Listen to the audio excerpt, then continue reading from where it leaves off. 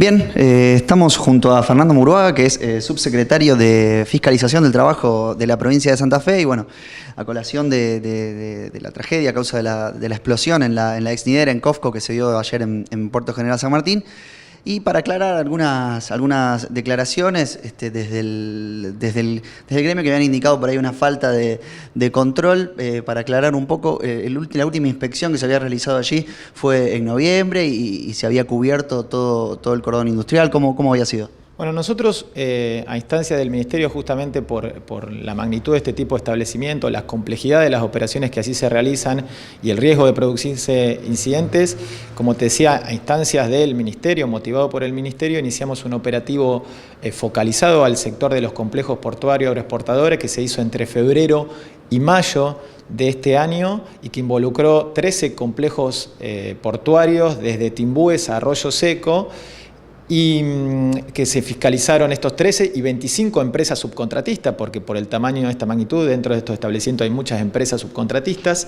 En el caso ahí se realizaron 18 suspensiones de tarea por encontrarse riesgo grave inminente en esta cantidad de empresas subcontratistas, ¿no? En el caso específico de la ex Nidera, que por entonces era la planta de Nidera, fue el 27 de marzo, la inspección que se realizó en el marco de este operativo, donde se inspeccionó a Nidera y a 2 subcontratistas. Una de esas subcontratistas sufrió una suspensión por haber un riesgo grave inminente. Aclaro que el procedimiento del Ministerio es cuando hay un riesgo grave inminente, se suspenden las tareas o el equipo que genera el riesgo y hasta tanto no se subsane eso, no se levanta la suspensión. Te decía el 27 de marzo, luego volvimos a ir a raíz de una explosión que se produjo el 30 de julio, el día 31 de julio estaba el Ministerio allí haciendo la investigación del accidente y suspendiendo las tareas en el sector de extracción. Aclaro que es un sector diferente al donde se produjo la tragedia de antes de ayer. Y ahí hubo una suspensión de tarea donde se le indicó a la empresa que tenía que desolvenizar el sector para poder comenzar a reparar los daños que había generado la explosión del tóster.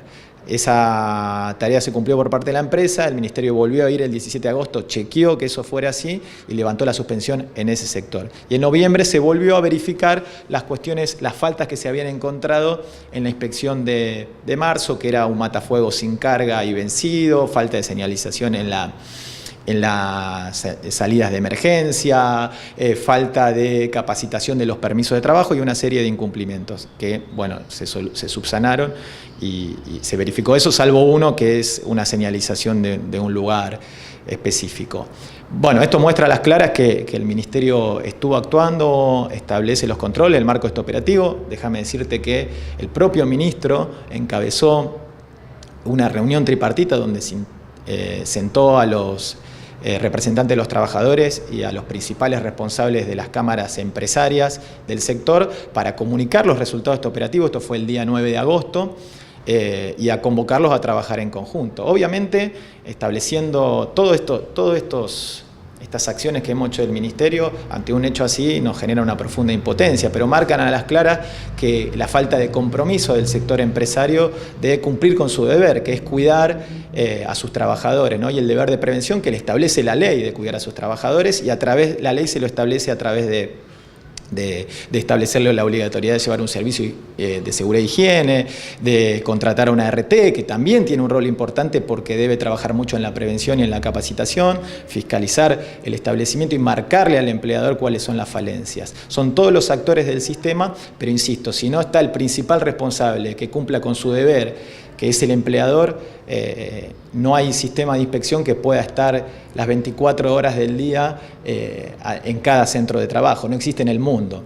Y destacar que Santa Fe es un ejemplo de fiscalización en materia de salud y seguridad en el trabajo. Para terminar de aclarar eso, entonces, hay más de un inspector para lo que es todo el cordón industrial, hay conformación de equipos de trabajo y demás. Por favor, o sea, imposible hacer esto con un inspector.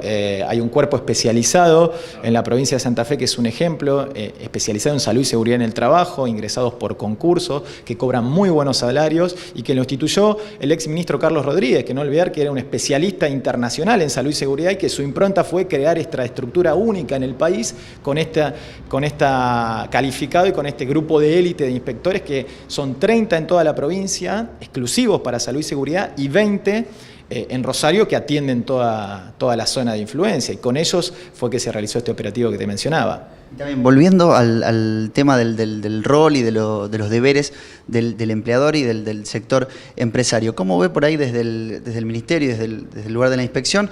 ¿Cuál es la situación en general de las empresas? Porque también se denunciaba que la empresa estaba un poco abandonada, más allá de las inspecciones que por ahí se pueden haber realizado correctamente, que había quizá alguna situación de abandono, que había habido ya algunos episodios de incendio y demás. A nosotros no nos consta, no tuvimos ninguna denuncia al respecto. Nosotros estuvimos reunidos en esas tripartitas en agosto y la última fue en el mes de noviembre y no nos manifestaron nada específico de ninguna de las partes con relación a esta cuestión. Son cuestiones que están saliendo ahora, pero el Ministerio nadie le comunicó ni hay ningún tipo de denuncia, ni formal ni informal, con respecto a este tipo de situación. Bien, y sorprendió también un poco la declaración de un sector, ¿no?, del sindicato de aceiteros, porque el secretario general Pablo Reguera no se refirió a este tema. No, en relación a que yo creo que... A la declaración de que faltaba por ahí inspección y bueno, después hoy igualmente Reguera salió a aclarar un poco la situación. Yo leí declaraciones de Reguera de la impotencia y de la responsabilidad de la empresa y que la provincia está trabajando. Y por otro lado, cuando hoy escuché declaraciones televisivas de él refería a un inspector, hizo mención a un nombre que no pertenece al ministerio, por lo que yo creo que se debe estar refiriendo a otro organismo, digamos. Ahí empecé a dudar que no se trataba del ministerio, porque además conoce, por lo que te decía, todas las acciones que venimos desarrollando. Bien, y por último, ¿cómo sigue ahora esto? ¿Se pueden evaluar quizá algunas sanciones? ¿Se va a investigar por ahí cómo se sucedieron los hechos? ¿Cuál fue el rol también de la empresa? Bueno, ahí está actuando la justicia. Por supuesto, nosotros ayer estuvimos y convocamos, por supuesto, al sindicato a realizar la investigación del accidente, la actuación administrativa que le corresponde al ministerio y está a disposición de la justicia y obviamente está suspendida todas las tareas, no solo por el ministerio, sino por la justicia, ¿no es cierto? Y por la propia empresa, entiendo. Pero bueno, nosotros hemos labrado la suspensión y hay una serie de informes que, bueno, son recientes y que se piden a la hora de levantar la suspensión, que obviamente va a faltar muchísimo tiempo, ¿no? Bien, ahora sí, por último, si bien habías dicho un poco antes, ¿cómo es el proceso cuando se notan irregularidades? ¿Se pasa a suspender la actividad en la empresa? ¿Se aplican multas?